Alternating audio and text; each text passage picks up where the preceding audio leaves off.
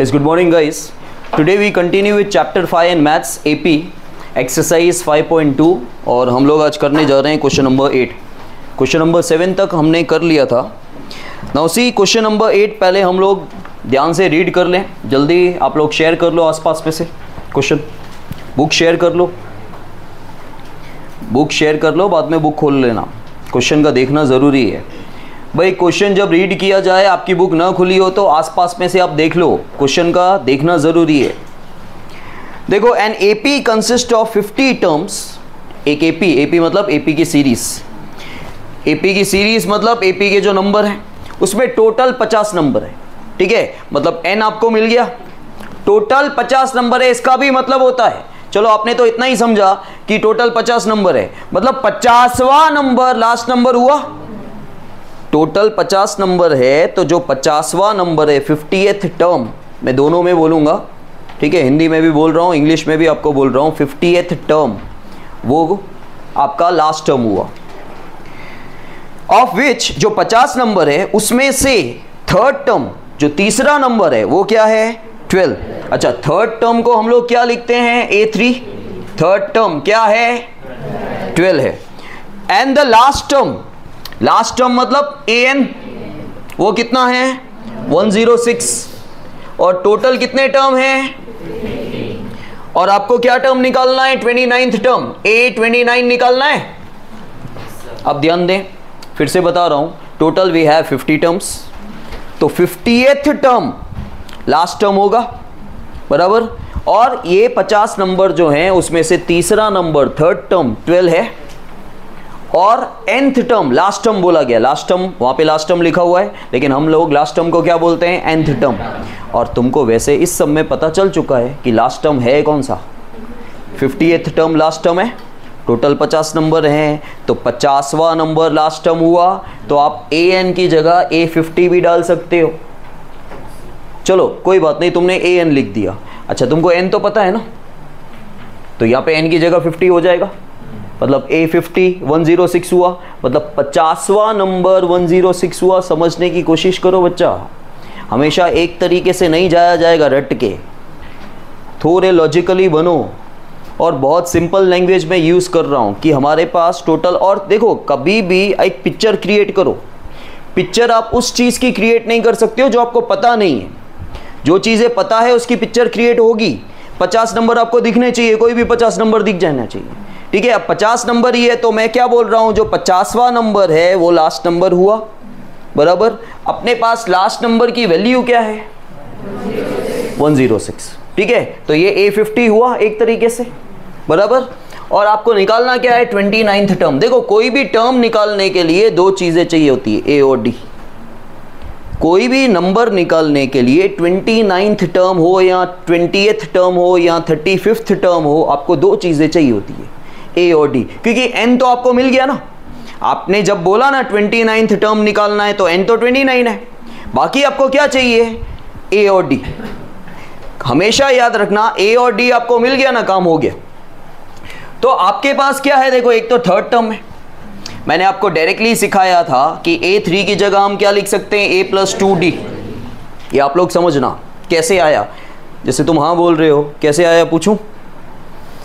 A+2D क्यों लिखा मैंने? क्योंकि an के फॉर्मूला में, जब आप an का फॉर्मूला अप्लाई करोगे तो an के फॉर्मूला में सिर्फ मैंने जब n की वैल्यू पुट की होगी ना तो ये आएगा. और लॉजिकली समझ में नहीं आता है तो इसको याद रखो. A3 हो तो उसकी जगह क्या लिख सकते हैं? A+2D. A6 होता तो हम क्या लिखते? A+5D. एक कम कर दो. ठीक है, और यहाँ पे =12 की जगह =12. समझ में आया? अपने पास an दिया हुआ है. ठीक है, an दिया हुआ है तो an का फॉर्मूला यूज करूं, A+n-1 इंटू D. an कितना है? a कितना है? पता नहीं. n कितना है? d कितना है? पता नहीं. तो 106 = A+49D. इसको मैं इक्वेशन ही है, लेकिन मैं इसको लेफ्ट हैंड साइड और इसको राइट हैंड साइड लिखूं. ये नंबर 2 आ गया, ये इक्वेशन नंबर 2. इक्वेशन आ गई तो एलिमिनेशन मेथड से सॉल्व कर ले. ठीक है, चलो एलिमिनेशन मेथड से सॉल्व कर लेते हैं. मैंने पहले दोनों में से आप कोई भी इक्वेशन ले सकते हो। मैंने सेकेंड इक्वेशन पहले ले ली, फिर फर्स्ट इक्वेशन में ले रहा हूँ a + 2d = 12। अब आपको क्या करना है, अब आपको साइन चेंज करना है, ठीक है, क्योंकि a और d में से एक कटना चाहिए, यहाँ पे ध्यान होना चाहिए आपका। ये माइनस हो जाएगा, ये भी प्लस है तो माइनस हो जाएगा, ये भी माइनस हो जाएगा, ये कर दो कैंसिल।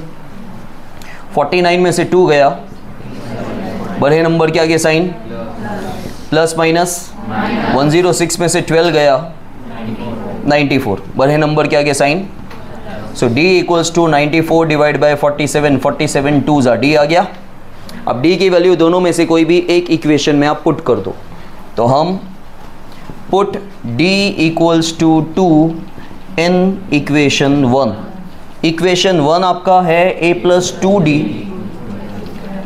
a + 2d क्या है 2, a + 2 2s 4 + 4 वहाँ जाएगा, 12 - 4 a आ गया 8।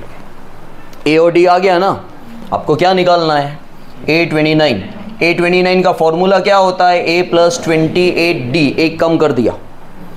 a क्या है 8, d क्या है 28 2s 56 + 8, तो आपका 29th नंबर क्या है 64।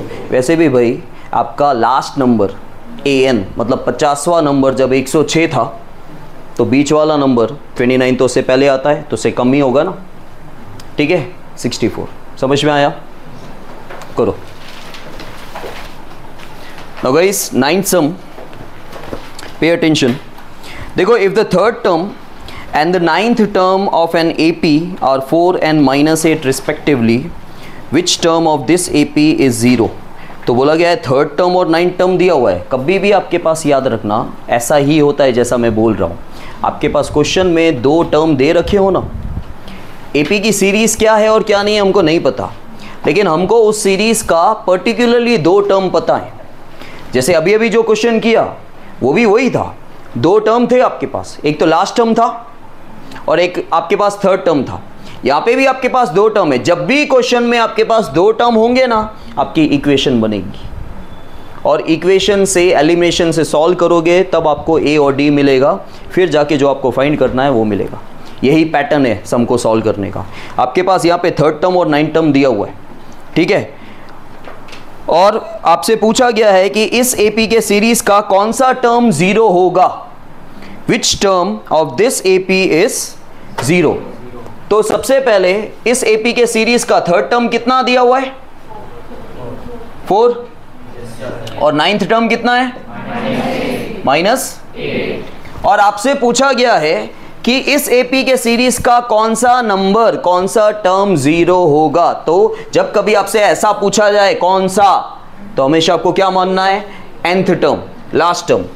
तो let the nth term of this AP be 0।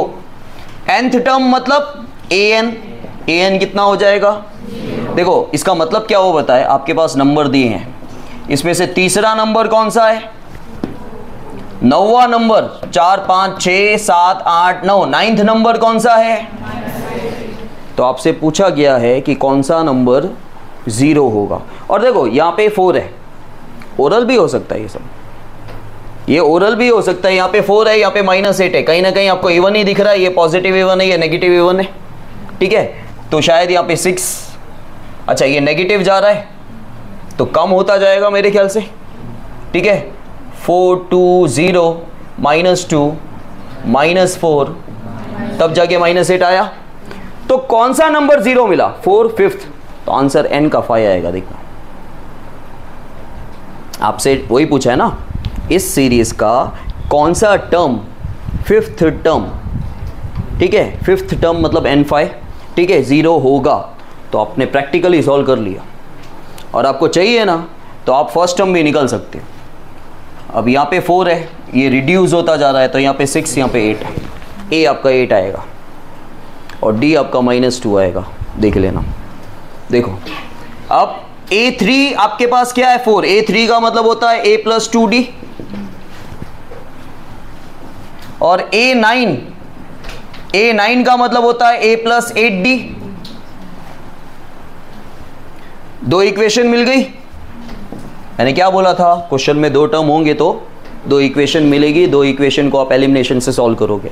ठीक है, तो आप दोनों में से कोई भी इक्वेशन पहले ले लो। मैंने सेकेंड इक्वेशन पहले ले ली, फिर मैंने फर्स्ट इक्वेशन ली, change the sign, minus minus, plus है तो माइनस हो जाएगा, माइनस है तो प्लस हो जाएगा, कैंसिल, प्लस माइनस, 8 में से 2 गया, बड़े नंबर के आगे साइन, माइनस माइनस, 8 प्लस 4, बड़े नंबर के आगे साइन। मैंने क्या बोला था, डी आएगा -2, आया -2, ए आएगा 8। चलो अब ये जो डी आया आपका, पुट d इक्वल्स टू -2 कोई भी इक्वेशन में पुट कर दो। मैं इक्वेशन 1 में पुट कर रहा हूँ। इक्वेशन 1 क्या है, a plus 2d equals to 4। a plus 2, d कितना है -2। अब मल्टीप्लाई करना है इन दोनों को। मल्टीप्लाई करने से पहले हम लोग क्या चेक करते हैं, साइन। तो प्लस माइनस 2 2 जा -4 वहां जाएगा, a क्या आ गया, ठीक है।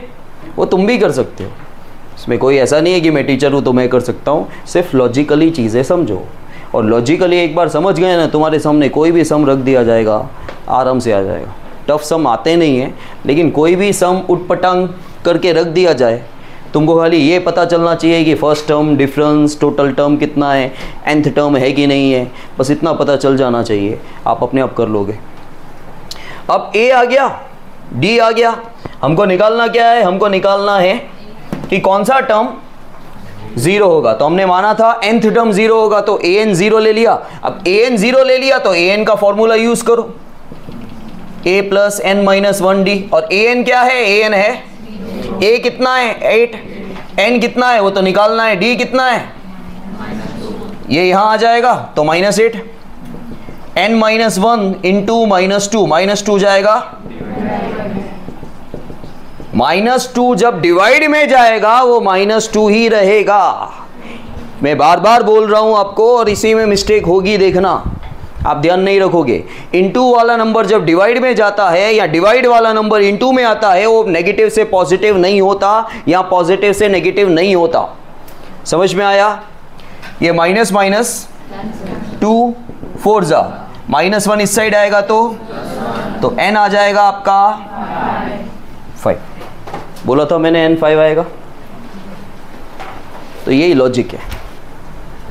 नाउ गाइस, 10th सम देखो, इसमें सारे सम्स आपको खुद ब खुद आ जाएंगे। सिर्फ मैं क्यों करवा रहा हूँ, लैंग्वेज, और लैंग्वेज ही आप नहीं देखोगे तो मतलब नहीं है मेरा करवाने का। टेक्स्ट बुक में लैंग्वेज देखो।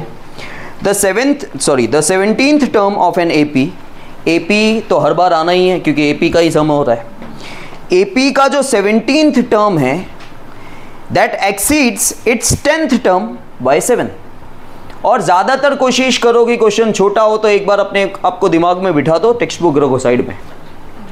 आपके AP का मुझे क्वेश्चन क्यों याद रहता है, क्योंकि मुझे क्वेश्चन दिख रहा है, मुझे नंबर दिख रहे हैं, कौन से नंबर हैं वो पता नहीं, पर मुझे वो लाइन दिख रही है। तो आपको भी दिखेगा तो क्वेश्चन याद रहेगा कि कोई नंबर कुछ हैं। वो नंबर जो है, वो जो लाइन बनी हुई है वो सीरीज़ है, और वो AP की सीरीज़ है। दिवाली के टाइम पे लाइट लगाते हो, सीरीज़ बोलते हैं हम लोग, क्योंकि लाइन साइड बाय साइड लगा हुआ है। समझ में आया? तो वो सीरीज़ इसलिए बोलते हैं, यहाँ पे भी सीरीज़ इसलिए बोल रहे हैं कि AP की एक सीरीज़ है। उसमें जो 17th नंबर है, इस AP की बात हो रही है, इस AP की सीरीज़ में जो 17th नंबर है, इसी सीरीज़ का जो 10वां नंबर है, 17 तो आगे गया, 17th नंबर है, वो इसी सीरीज का जो 10वां नंबर है, वो नंबर इस नंबर से 7 ज़्यादा है। अब इसमें भी पता है गलती कहाँ होती है, तुमको ऐसा लगता है वो 17 है ना, ये 10 है ना, इसलिए 7 ज़्यादा है। भाई 17th नंबर कौन सा है वो नहीं पता है अपने को, वो तो 17th टर्म की बात हो रही है। अब हमेशा थोड़ी होगा कि जो 70वां नंबर होगा 10वें नंबर से 7 ही ज़्यादा होगा, ऐसा थोड़ी होगा। ये कंफ्यूजन होता है। आपको लगता है 17th नंबर मतलब 17, आपको लगता है 10th नंबर मतलब 10 होगा, ऐसा कुछ नहीं है।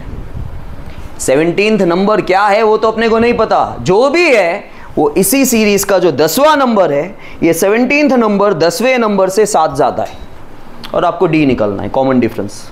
समझ में आया? बस इसको लिख देते हैं। तो आपका जो 17th टर्म है, 17th टर्म है, क्वेश्चन करो क्या है? आप बोलोगे 7 ज्यादा है। भाई किससे ज्यादा है? 10th टर्म से। 10th टर्म से ज्यादा मतलब प्लस कितना ज्यादा? 7। समझ में आया? बस हो गया, खत्म। खत्म मतलब अब सोचना नहीं है, फॉर्मूला है खाली। A17 मतलब A + 16D, A + 10D का सॉरी A10 मतलब A + 9D + 7 का +7। मैथ्स में जो सॉल्व नहीं होता है वो सेम आता है, ठीक है। अब क्या है, दोनों तरफ आपको A दिख रहा है। ये अगर A यहां आया तो A - A कट गया। हमेशा याद रखना, आप एक चीज ऐसे करते हो कि आपको हमेशा बीच में इक्वल्स टू के दोनों तरफ अगर आपको सेम नंबर सेम साइन के साथ दिखे तो वो 0 हो जाता है। ये चीजें आप खुद ऑब्जर्व करोगे तो ही आएगा, लेकिन मैं बता देता हूं फिर भी। देखो, आपको इक्वल्स टू के कोई एक साइड या लेफ्ट हैंड साइड या राइट हैंड साइड आपको सेम नंबर दिखते हैं, लेकिन वो कब कटते हैं? जब दोनों की साइन अलग अलग होती है। अगर दो नंबर इक्वल्स टू के लेफ्ट साइड में, फॉर एग्जांपल 2 और 2, लेकिन एक +2 होना चाहिए, एक -2 होना चाहिए, तब कटता है। या राइट हैंड साइड 5 और 5 होता तो एक +5 होता, एक -5 होगा तो कटेगा। लेकिन भाई एक नंबर इक्वल्स टू के लेफ्ट साइड में है और दूसरा राइट साइड में है, तो साइन सेम होनी चाहिए। साइन सेम होगी तो कटेगा। क्यों? देखो, ये +5 है, ये भी +5 है, वो +5 इस साइड आएगा तो -5 होगा, तो +5 - 5 तब कटेगा ना। तो हमेशा जब आप इक्वल्स टू के लेफ्ट हैंड और राइट हैंड साइड में सेम नंबर को काट रहे हो तो उनकी साइन सेम होनी चाहिए। तो ये देखो, ए सेम था ना, ++ A था, इसलिए कट गया। नहीं समझ में आ रहा है, कोई बात नहीं, ये A को इस साइड लेके आओ, A - A हो गया। 16D और 9D को यहां ले आओ तो -9D, ये हो गया 7D = 7, D आ गया 7/7। ये तो फाइंड करना था, D हो गया।